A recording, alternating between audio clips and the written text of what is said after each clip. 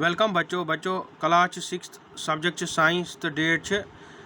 7 जून 2021 तो बच्चों टॉपिक सोन यह chapter the living organisms and there surroundings ये रीडिंग करान तो बच्चों अस क्या कर स्टार्ट कि यम जानवर एनिमल्स इन मज कित रिप्रोडक्शन गसान रात पर्याव यम पिजन कबूतर या मान तो हार यम बर्ड दपान यम कित रिप्रोड्यूस करान और इन कित बच्चे दिवान यम ठूल दिवान पे ठूलन पे क्या बेहवान यम फूलन दिवान क्या गर्माहट दिवान तम क्या ठूलों मज नेरा पत पूत पे तम क्या ठूलों मज इन बच्चे नेरा पे तम बच्चे पत बड़ गसान इथे कन वो बच्चों पर्न आज पेज नंबर 92 करो अस कंटिन्यू सु रिप्रोडक्शनस पे क्या वन बच्चों दपान animals reproduce their own kind the mode of reproduction may be different in different animals some animals reproduce their young ones through eggs some animals give birth to the young ones क्या वन बच्चों दपान animals हसा reproduce करान क्या अगर suppose गाव तमिस क्या चे तमिस जे वोस या जेस गाव मतलब दोनों मज अकु चे लेकिन पानस ह्युत तो मोड ऑफ रिप्रोडक्शन ये रिप्रोडक्शन मोड हसा आशि प्रत कुन एनिमल्स मन हेकान ये डिफरेंट डिफरेंट वैसे सेम लेकिन डिफरेंट हेक दपान some animals produce their young ones through eggs each one दपान जानवर यम बर्ड तम जानवर एनिमल्स मज दपान तम हसा ठूल त्रावान ठूलों मन तिमन बच्चे नेरान some animals give birth to the young ones बाकी हसा क्या डायरेक्ट त्रावान बच्चे छा बच्चों ये इंसान डायरेक्ट बच्चे त्रावान इथे कन एके हयत बकरी ये डायरेक्ट बच्चे त्रावान बे क्या हयत बे हयत ये शायद हापुत हापुत बच्चे त्रावान इथे कन गाव गाव बच्चे त्रावान छा बच्चों दपान plants also reproduce like animals plants also differ in their mode of reproduction many plants reproduce through seeds plants produce seeds which can germinate and grow into new plants क्या वन बच्चों दपान यम प्लांट कुल इम क्या बचकशी करान इमन क्या रिप्रोडक्शन गसान कित कन दपान इमन यथ लगावान क्या इमन यह ब्योल यह कुलनी नेरा पे ये ब्योल बे लगान इन जर्मिनेशन गसान पे तत नेरा कुल छा बच्चों ती वनान एक यथ हज seed from a plant germinates through into a new plant दपान यम सात ब्योल लागने पे वार वार सुई बड़ा बना बोड़ कुल दपान some plants also reproduce through parts other than seeds. For example, a part of a potato with a bud grows into a new plant. Plants also reproduce through cuttings. Would you like to grow a plant in this way yourself? क्या वन बच्चों दपान गो ब्योल लागन तथ ग germination पे नेरान तत नौ कुल छा बच्चों ब्या चीज वन दपान कि अड़न प्लांटन मज कित मतलब रिप्रोड्यूस गसान अगर कह मतलब सपोज ये गुलाब थर गुलाब थर अगर चटने यी लंड अनो सट पे लगाओ सो जमीन में तथ नेरान नौ कुल छा बच्चों ती वन दपान ये कन ओलो कुल अगर तथ बड़ यी चटने लगान यी तथ मज नेरान ओलो कुल समझ ती ये वन कि डिफरेंट डिफरेंट वेज कित प्लांट्सन मज या एनिमल्स मन क्या रिप्रोडक्शन ठीक है बच्चों पे एक्टिविटी 5 क्या वन दपान take a cutting from a rose or a mehendi plant fix it in the soil and water it regularly what do you observe after a few days it may not be easy to grow plants from cuttings do not be disappointed if your cutting does not grow talk to a gardener if possible on the care to be given to cuttings to make them grow into plants living things produce more of their own kind through reproduction it takes place in many different ways for different organisms क्या वन बच्चों दपान कि अगर तुम कह मूज कुल या ये गुलाब थर लंड आम चटित दपान ये लगाओ पे दी तो अत आब दपान वो ये क्या ये अत बना ये बढ़िया अत गशा ग्रोथ अगर गि कि तुम गो बागमानस नश तमिस वन तो यह क्या बढ़िया ना कि दपान living things produce more of their own kind through reproduction दपान ज़्यादातर क्या गसान रिप्रोडक्शन गसान लिविंग ऑर्गेनिज्म प्रोड्यूस करान थ्रो क्या रिप्रोडक्शन ही दपान it takes place in many different ways यह वन कि डिफरेंट डिफरेंट वे चाहे एनिमल चाहे प्लांट डिफरेंट वे रिप्रोडक्शन ठीक है बच्चों पे क्या वन वो अम पे दपान do all living things move वो पर्न कि पान करेक्टरिस्टिक्स ऑफ लिविंग ऑर्गेनिज्म दपान कि do all living things move दपान इन चीज़न जू तम सारे चीज़ और योर पकान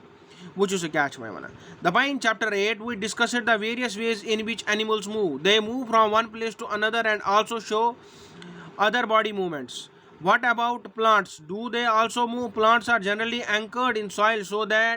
so they do not move from one place to another. However, various substances like water, minerals, and the food synthesized by them move from one part of the plant to other. Have you noticed any other kind of movement in plants? Opening or closing of flowers? Do you recall how some plants show movement in response to certain stimuli? We also have some non-living things moving. Of course, a bus, car, a small piece of paper, clouds, and so on. Is there something different in these movements from the movements of living beings? क्या छ वना बच्चों वह one कि सारी इन चीज़न जू तम और योर नचान दपान ये कुल प्लांट्स हसा और योर हेकान नचित कह दपान लेकिन अत मन कि सबस्टेंस आब उस पानस मतलब गुजा सह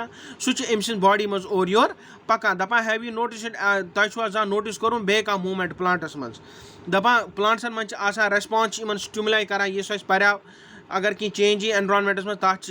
मतलब यह करान रेस्पॉन्ड करान ये टच मी नॉट तथ करो टच सह मुरझावान पे 5-10 मिनट पे बे खिलान या कह पोश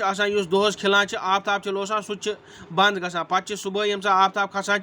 सह पोश तह खिलान पोश तह बे नबर नेरान यह डिफरेंट मतलब यह हेको अस वनित कि मतलब कुलिस मज मूवमेंट दपान वह मतलब दपान पे we also have some non living thing दपान ये गाड़ बस कार या पेपर या क्लाउड आसमान मज ओबुर दपान यम ती और योर नचान दपान इहज मूवमेंट डिफरेंट कमन नश लिविंग बींग्सन नश यह वन तो तुम वो अस पको बेकिस पेजस पे दपान there is such a variety of living organisms but all of them show some common characteristics as we have discussed. Yet another common characteristic is that living beings die. Because organisms die, they can only survive over thousands of years if they reproduce their own kind. One single organism may die without ever reproducing, but the type of organisms can exist only if there is reproduction. We see that all living things seem to have some common characteristics. They all need food, respire, respond to stimuli, reproduce, show movement, grow and die. क्या वना बच्चों आख वोन अस कि मतलब वो so non living thing इम हेका पाने सपोज गाड़ नच पाने यतन अस गाड़ स्टार्ट करो पे दिमोस एक्सेलेटर क्लच त्रो यल तो गाड़ पक कार बस यम सारे चीज़ इथे कन पकान लेकिन यम सात कुल अमिस आब त्रान यह पाने ग्रो करान कि अस वन अमिस आज यूत बढ़न कह इसलिए यह लिविंग इथे कन इंसान तो इंसानस पी मर्जी तेली हे पकित कि इंसानस करो कुंज पे पक सह इसलिए क्या लिविंग थिंग्स हावा movement non living things movement लेकिन सह थ्रो क्या मैनुअली हु नेचुरली समझ सह तमिस कुदरतन दुतमुत इथे कन पे वन बच्चों दपान there is such a variety of living organism but all of them सर्वन मतलब क्या सारी लिविंग ऑर्गेनिजम्स क्या हावा कॉमन कैरेक्टरिस्टिक्स इमे क्या करान इमे रिप्रोड्यूस करान अगर मतलब वारियास कालस जिन हेकान रोजित क्या रिप्रोडक्शन गसान सपोज सारे खुद गड़त इंसान पे जा तमिस बच्चे गो ब्याह पे जाए तमिस बच्चे पे जाए इथे कन दुनिया पकान दपान सारी लिविंग ऑर्गेनिजम्स क्या इन खासियत सारी क्या सर्वन मज कॉमन दपान सर्वन लिविंग ऑर्गेनिजम्स गुजा जरूरत रेस्पिरेशन करान शाह खाला वाला रेस्पॉन्ड टू स्टिमुलाई एनवायरनमेंटस में चेंज तथ रेस्पॉन्ड करान तथ रिएक्शन करान रिप्रोडक्शन करान इम मूवमेंट हावान इम और योर पकान इम ग्रो करान इम डाई गसान समझ ग्रोथ तह गसान इत कुल ब्योल पे कुल वार वार वार वार बढ़ान पत् अक दो क्या कुल पेवान वसित गसान खत्म इथे कन इंसान जवान पे बार बार बार बार बच्चे बोड़ बोड़ बोड़ बोड़ बोड़ गसान पे इथे कन बुढ़ा तो मरान समझ पत् क्या वन बच्चों do we find some non-living things that also show some of these characteristics? Cars, bicycle, clocks and the water in the river move. The moon moves in the sky. A cloud grows in size right in front of our eyes. Can such things be called living? We ask ourselves, do these objects also show all the other characteristics of living things? In general, something that is living may have all the characteristics that we have discussed, while non-living things may not show all these characteristics at the same time. दपा non living things मतलब गई मैं गाड़ी bicycle गो ये cycle या गर नचान अ नचान या river हम और योर आब पकान मून पन्निस एक्सिस पे नचान छा बच्चो दपान इथे कन ओबुर तह क्लाउड्स तह ग्रो करान दपान लेकिन can such things be called क्या इन हेको अस लिविंग वन इन जू कह नॉन लिविंग मज दपा something that is living may have all the characteristics that we have discussed दपा युस लिविंग थिंग आस तमिस मज आसान सारी खासियत यम असे पर तो नॉन लिविंग थिंग्सन मज हेकन यम सारी खासियत आसित कि अलबत्ता कह खासियत मा आस कस मज छा बच्चो दपा